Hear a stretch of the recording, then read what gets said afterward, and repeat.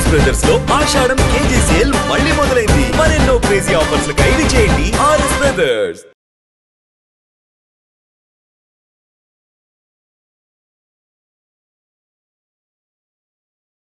ఇంకొకటి ఆలీ గారి విషయానికి వస్తే, మీరు మామూలుగా ఆలీ గారితో మీరు క్లోజ్గానే ఉంటారు నాకు తెలిసి. మొన్న షో కూడా చూశారు ఆలీతో సరదాగా.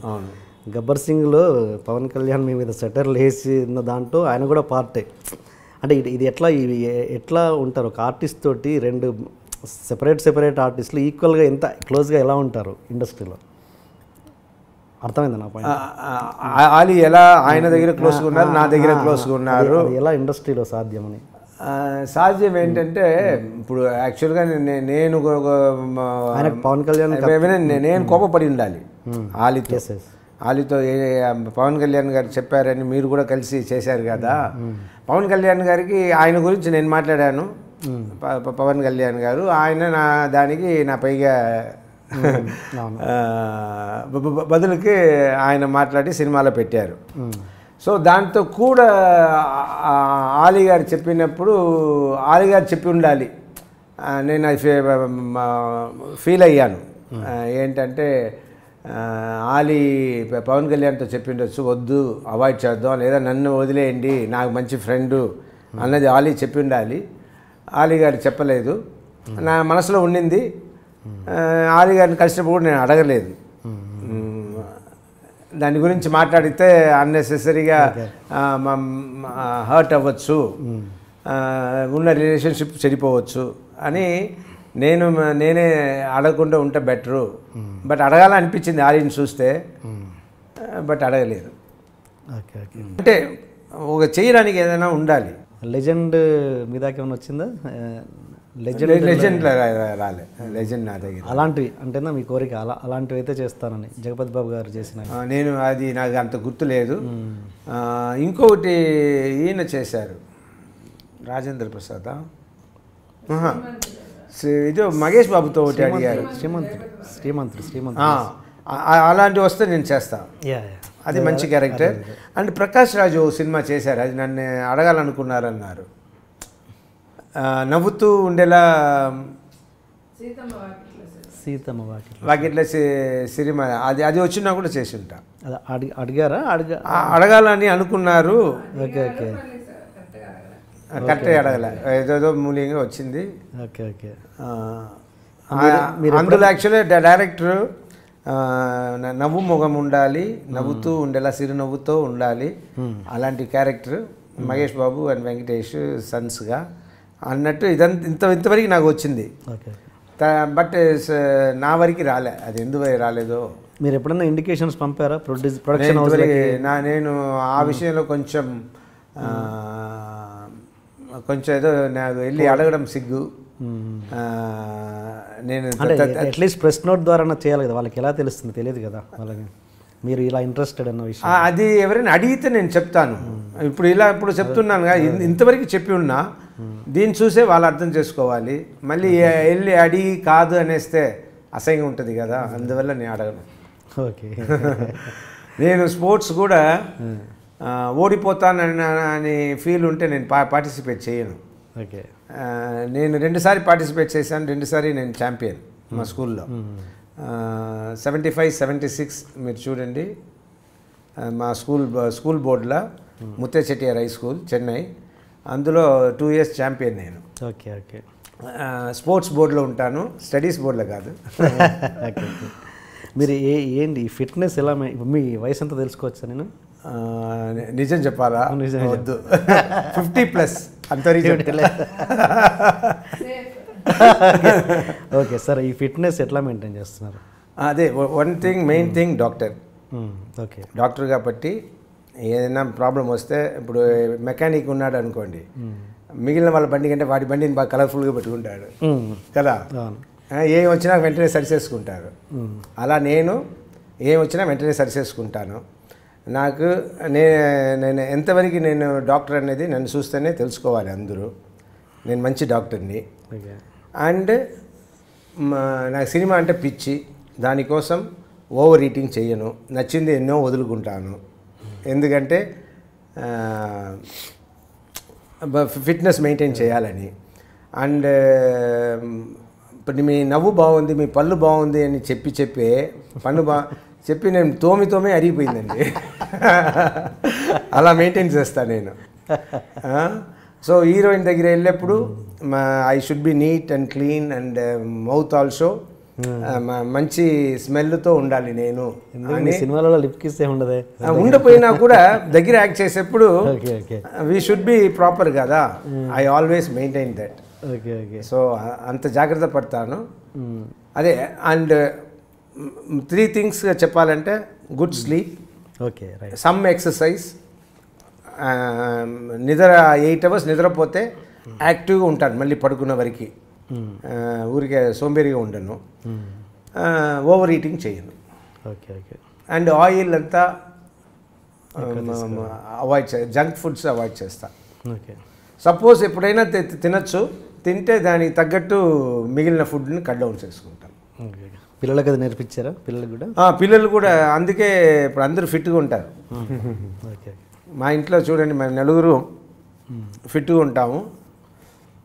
Because all these things I also make them sleep properly, do some exercise or other. వాళ్ళకు ఫ్యూచర్ మీద, వాళ్ళకు భవిష్యత్తు మీద ఇచ్చే మీ నోట్స్ ఏంటి మీ ఎక్స్పీరియన్స్ ప్రకారం పిల్లలకి? నా ఎక్స్పీరియన్స్ ప్రకారం వాళ్ళు నచ్చింది చెయ్యండి, నచ్చింది చేస్తేనే సంతోషంగా ఉంటారు. ఏది ఓకే. నా బాధ్యత వాళ్ళని ఇంకొక కళ కూడా నేర్పించడం. మెడిసిన్ అనేది నాకు 2 విధాలు ఇష్టం. ఒకటి, వాళ్ళ హెల్త్ని వాళ్ళే చూసుకోవచ్చు. రేపు ఈ కాలంలో వచ్చి ఇంత కమర్షియల్ అయిన రోజుల్లో ప్రాణం కోసం, హెల్త్ కోసం ఇంకో దగ్గర వెళ్ళి చేతులు కట్టి నిలబడడం వద్దు.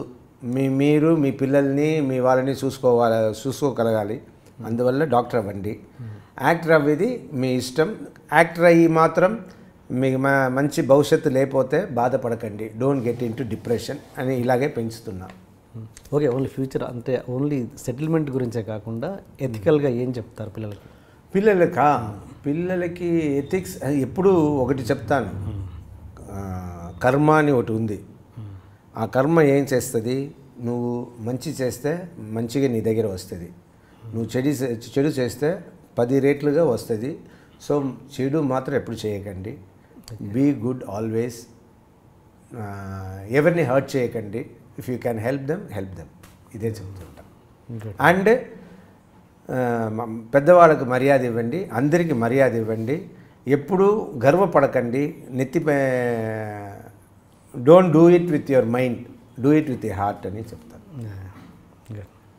సరే, క్రిస్ప్గా చెప్పండి answer sir. Okay, rapid fire. Jeevitha గారి గురించి ఒక టాపిక్ అన్న ఏంటి? మగాడు సినిమాలోనే కదా మెయిన్, అంటే అంతకుముందు లవ్లో ఉన్నా కూడా మెయిన్ దాని బలపడింది మాత్రం మగాడు సినిమాలోనే.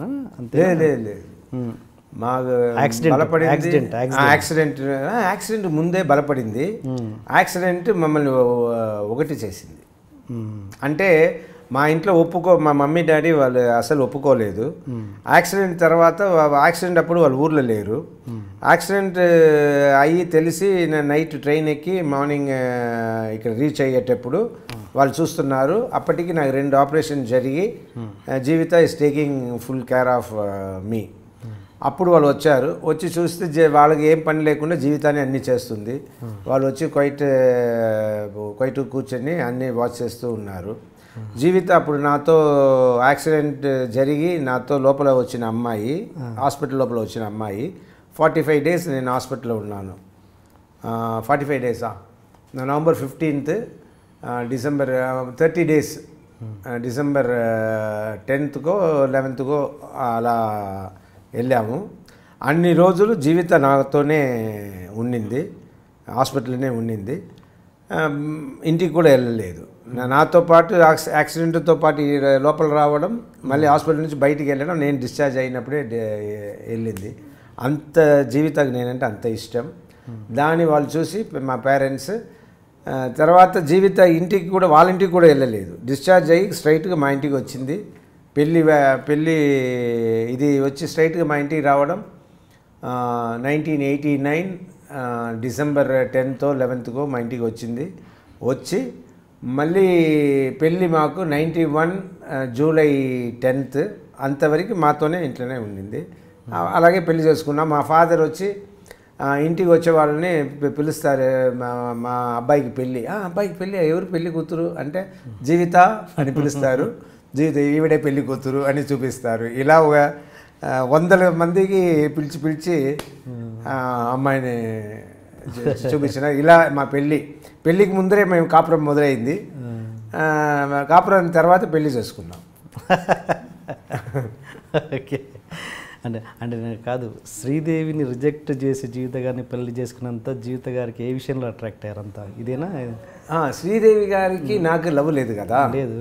జీవిత అంటే జీవిత మనసు నాకు తెలుసు, అక్కడ నేను ఇష్టపడ్డాను. అండ్ శ్రీదేవి గారు అందంలో నాకు యాక్చువల్గా ఒక సైడు ఆవిడ అందగత్తి అని నాకు ఇష్టం, కానీ అది ఫ్యామిలీ అనుకున్నది. అప్పటికి మా లవ్ స్ట్రాంగ్ అయ్యి ఐ వాస్ ప్రిఫరింగ్. ఎప్పుడైనా అనుకున్నారా ఏదో క్షణంలో 4 గోడల మధ్యలో ఉన్నప్పుడు నేను ఆమెను పెళ్లి చేసుకుంటే ఇలా ఉండేది నా జీవితం ఎప్పుడైనా అనుకున్నారా? ఏ క్షణం అన్నా పెళ్ళి ఆవిడని పెళ్లి చేసుకుంటే నా లైఫ్ లేదు అలా ఎప్పుడు అనుకుంది, ఎప్పుడు గుర్తు కూడా రాలేదు. లేదు, గుర్తుకు వస్తారు. మేము ఆ తర్వాత ఎన్నోసారి కలుసుకున్నాము, మాట్లాడుకున్నాము నేను శ్రీదేవి గారు. అది ఫ్యామిలీలో మాట్లాడుకున్న విషయమే తప్ప మా వరకు వాళ్ళ ఇంటికి మేము వెళ్ళినాము, వాళ్ళు మా ఇంటికి వచ్చిన్నారు, అంతవరకే తప్ప నాకు శ్రీదేవికి పర్సనల్గా. ఓకే ఓకే సరే. ఓకే సార్, ఫైనల్గా ఇంకా సినిమా గురించి, గరుడవేగ సినిమా గురించి ఇంకేదైనా చెప్పాలనుకుంటున్నారా? గరుడవేగ సినిమా గురించి ఏముంది, అదే అన్నీ మాట్లాడుకున్నాము. ఒకటి గరుడవేగ సినిమాని ఇంత పెద్ద హిట్ చేసిన ప్రతి ఒక్కరికి చాలా చాలా థ్యాంక్స్. ఎంతోమంది నేను మా మమ్మీ గురించి బాధపడి, మీ మమ్మీలు ఎంతోమంది నా ఫ్యాన్స్ అయ్యి ఉంటారు, యంగ్స్టర్ చూసేవాళ్ళు దయచేసి మమ్మీస్ని కూడా తీసుకెళ్ళి, అందరు మమ్మీలని తీసుకెళ్ళి సినిమా చూడండి అని నేను రిక్వెస్ట్ చేశాను. నేను థియేటర్కి వెళ్ళినప్పుడు ఒక్కొక్క 2-3 సార్లు థియేటర్కి వెళ్ళినప్పుడంతా 10 మంది అయినా చెప్తారు, సార్ మా మమ్మీని తీసుకొచ్చాను చూడండి అని. అందరూ ఎంతోమంది చూపించారు. మా పిల్లల దగ్గర కూడా అలా చెప్పినారు, మీ డాడీ దగ్గర చెప్పండి మమ్మీని తీసుకొచ్చామని. అండ్ ఒక మమ్మీ ఏమన్నారంటే, వాళ్ళే నన్ను తీసుకొచ్చేది, నేను తీసుకొచ్చాను వాళ్ళని అని కూడా ఒక మమ్మీ అంది. సో ఇలా అందరూ మా సినిమాని అందరూ కలిసి నా పైగా సింపతిగానో లేదా సినిమా నచ్చో ఎలాంటి విధంగా అయినా చూసిన వాళ్ళకి చాలా చాలా థ్యాంక్స్ అండి. అండ్ ఈ సినిమా తర్వాత రాజశేఖర్ గారు అప్పులలోంచి బయటపడ్డట్టేనా ఇంకా ఉన్నాయా? ఈ సినిమా ఖర్చు వచ్చేస్తుంది అని బాగా నమ్మకం. పైగా వస్తే నాకు కొన్ని అప్పులు కూడా తీరుతుంది. ఈ సినిమా కాకపోయినా పార్ట్ 2లో తీర్చవచ్చు. Okay, second part Balayya Babu గారితో కాకుండా మీతోటే చేయాలని. Thank you sir, thank you so much. నేను అలా ఇబ్బంది పెట్టిన క్వశ్చన్స్ అనేసి ఉంటే క్షమించండి. లేదు, సెకండ్ పార్ట్ బాలయ్యతో ఉండడానికి ఛాన్స్ లేదు. ఎందుకంటే మీరే అడిగారు క్వశ్చన్ కూడా, ఇది సెకండ్ పార్ట్ కంటిన్యూ చేసేలా ఫినిష్ చేశారే అని. అవును. సో ఆ తర్వాత ఏంటంటే ఆ బుల్లెట్ నాకు వచ్చి తగిలి నేను పోయి బాలయ్య వస్తే రావచ్చు కానీ. రైట్. ఎనివే లోక అంత చెడిపోలేదు సార్ ఇంకా. ఓకే, ఇంటర్వ్యూ విషయంలో మీరు హ్యాపీనా? ఇంకా నేను happy. Okay, I'm very happy. మీరు హ్యాపీ? ఫస్ట్ నేను happy. Okay sir, thank you sir, thank you so much.